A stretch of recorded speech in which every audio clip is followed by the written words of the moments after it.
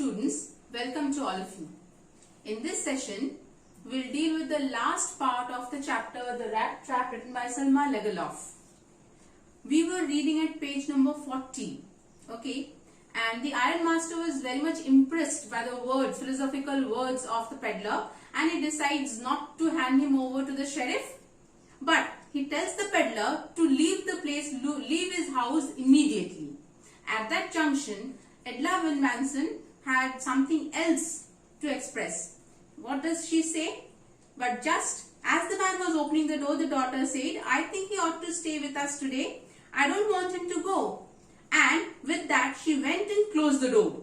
Okay? She did not want the peddler to go away. Why? Let us see. "What in the world are you doing?" said the father. The daughter stood there quite embarrassed and hardly knew what to answer. That morning, she had felt so happy when she thought how homelike and Christmassy she was going to make things for the poor hungry wretch. She could not get away from the idea all at once, and that was why she had interceded for the vagabond.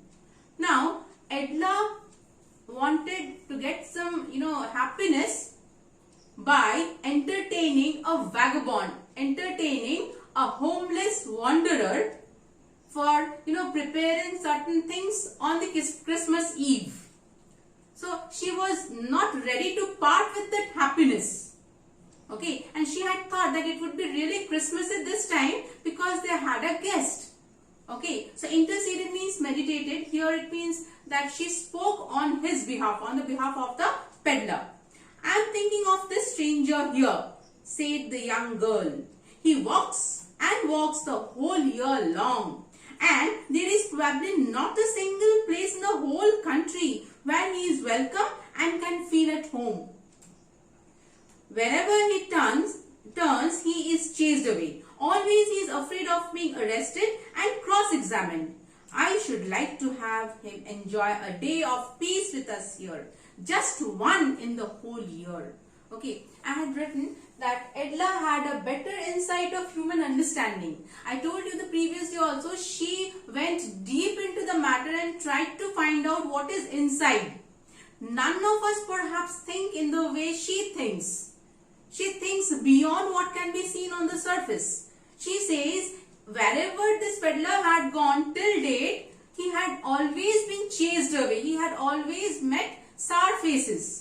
So why can't we promise him? We have already promised him a day of cheer at the time of Christmas.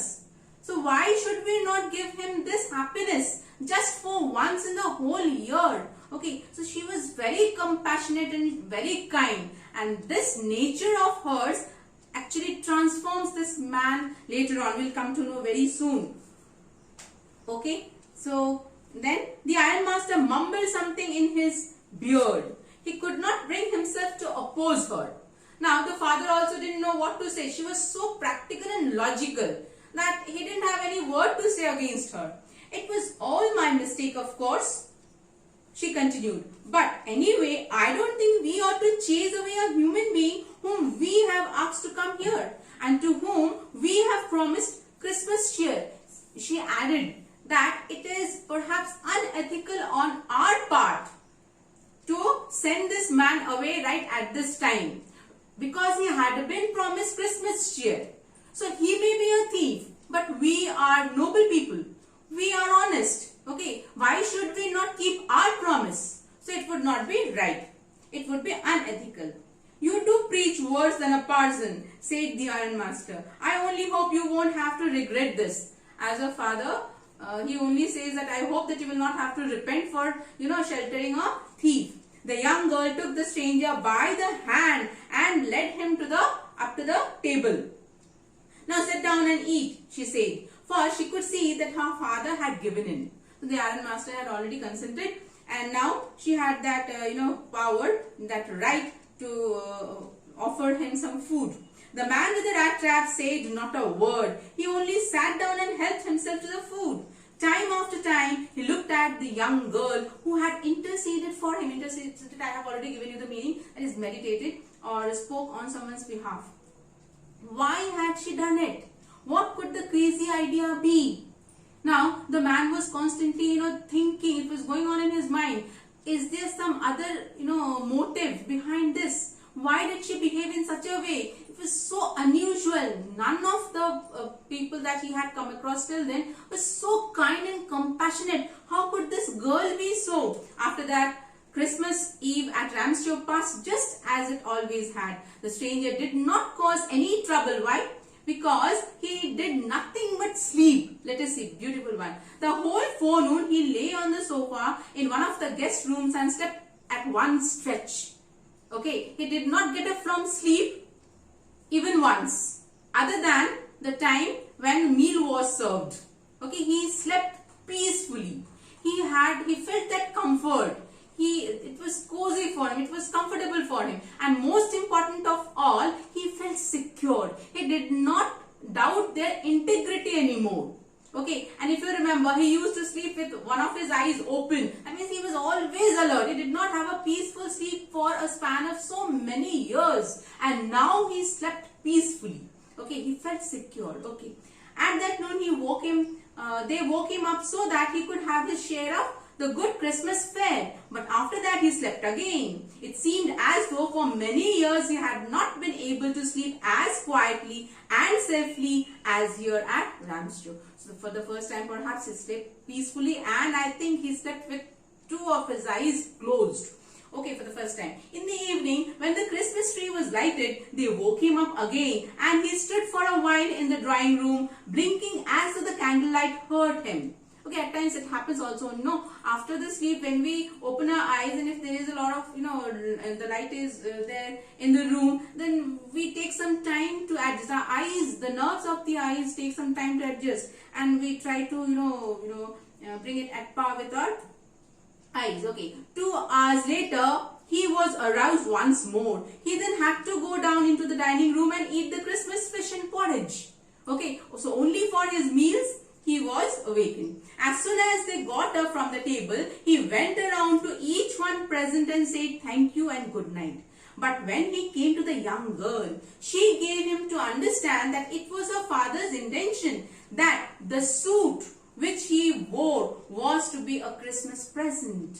Okay, and the suit that he was not supposed to return them anymore, and that was his Christmas present. He did not have to return it, and if he wanted to spend next Christmas Eve in a place where he could rest in peace and be sure that no evil would befall him, he would be welcomed back again. This second part is something which is unexpected by the peddler. Okay, he couldn't expect that Edla would invite him for the next Christmas even. Okay, and he thought that how come she has invited a thief for the next Christmas? That transformed this person. That brought about a sudden change in him to that extent that he decided to lead an honest life henceforward. Okay, so let us see. So the man with the rat traps did not answer anything to this. Okay, to the kindness and generosity of Edla. He only stared at the young girl in boundless amazement. He was so surprised to hear these words from a girl, okay, who could be so compassionate. The next morning, the ironmaster and his daughter got up in good season to go to the early Christmas service. Their guest was still asleep, and they did not disturb him. So both the father and the daughter, they went to the church for the service. When at about 10 o'clock they drove back from the church, the young girl sat and hung her head even more. Why? Why did she feel downcast and worried? Let us see. Dejectedly than unusual. Dejectedly disappointed. Why was she disappointed? Why was she downcast? Why was she worried? At church, she had learned that one of the old crofters of the ironworks had been robbed by a man who went around selling rat traps. That was the cause of her worry. That was the cause of her dejection. Okay, and that was none other than the man that Edla Manson herself had sheltered the previous day. Okay, so that is why they were very worried. Yes, now look at the sarcastic remark of the father. Yes, that was a fine fellow you let into the house, said the father. I only wonder how many silver spoons are left in the cupboard by this time. So they were worried that by the time they returned home from the church, the peddler would have taken all the valuables and the silver spoons as well. The wagon had hardly stopped at the front steps when the ironmaster asked the valet whether the stranger was still there. He added that he had heard at church that the man was a thief. The valet answered that the fellow had gone and that he had not taken anything with him at all. Okay, the servant said that yes, the peddler has left. Okay, but he has not taken anything. Rather, let us see, on the contrary, he had left behind a little package which Miss Wilmanson was to be kind enough to accept as a Christmas present. Instead of taking away the valuables, the man has left a gift for Edla Wilmanson. Okay, isn't it something beyond imagination? Okay, what does this present represent? It represents that Edla's faith, staunch belief that every human being has something good inside them is restored. Okay, let us see. The young girl opened the package, which was so badly done up that the contents came into view at once. Of course, the peddler could not wrap it up properly, so the contents of the packet, they were peeping from inside and it could be seen from outside. She gave a little cry of joy. Why did she give a little cry of joy after getting the present? Because that was a sign, that was a symbol that the man has, changed himself. That he is also able to present something for the girl, for Edla. Okay, that is why. And it is also that her faith was restored. That was also the reason that she gave a little cry of joy. She found a small rat trap. Now, what are the contents? What were the contents of the packet? Let us see. She found a small rat trap and in it lay 3 wrinkled 10 chrono notes. And it is needless to say that they were those currencies, those notes which she had stolen from the crofter's cottage, right? Okay, and what was the third thing? But that was not all. In the rat trap lay also a letter written in large jagged characters. Jagged character, that means rough characters. He was not an educated person, the peddler. Okay, so he had written, roughly. So what were the contents of the letter? Let us see now. 3 things we have come to know which were there in the packet. Honored and noble miss, since you have been so nice to me all day long, as if I was a captain. That means you have elevated me to the position of a captain from a thief and a peddler. Okay, so I want to be nice to you. I don't want you to let down. I don't want to embarrass you. Okay, I don't want that people would say that you have served a thief. Okay, so I want to be nice to you in return, as if I was a real captain. Okay, I would now really behave like a captain. The honor that you have bestowed on me, I will try to upkeep it. I will try to prove that I am really a captain. I deserve to be elevated up to the position of a captain. For I do not want you to be embarrassed at this Christmas season by a thief. But you can give back the money to the old man on the roadside who has the money pouch hanging on the window frame as a bait for poor wanderers. Understood? Please return these 30 chrono notes to its rightful owner, because he had given up, robbing people. That was something very significant. The rat trap is a Christmas present from a rat who would have been caught in this world's rat trap if he had not been raised to captain, because in that way he got power to clear himself. The peddler says that had I not got that compassionate behavior from a lady like you, I would have been a victim of the rat trap, the bait that the world offers to people, the benefits that they offer to the people, and they get trapped. I would have been one of those people who would be trapped. It is only because of your kind and compassionate behavior that I am able to resist my temptation. I am able to, overcome those evils of greed. Okay, I got that power, I got that strength to transform myself, to reform myself.